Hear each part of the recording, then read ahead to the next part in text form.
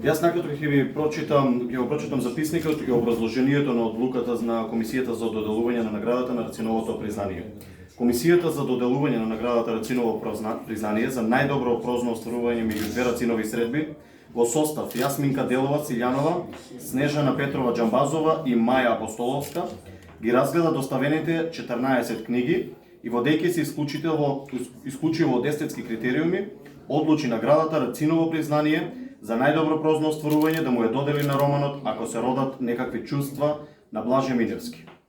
Посочениот роман се издвои од преостанатите книги со својата оригинална раскажувачка структура, умешното водење на приказната низ полифонијата на перцепции и вештата игра со фактите и книжевната фикција.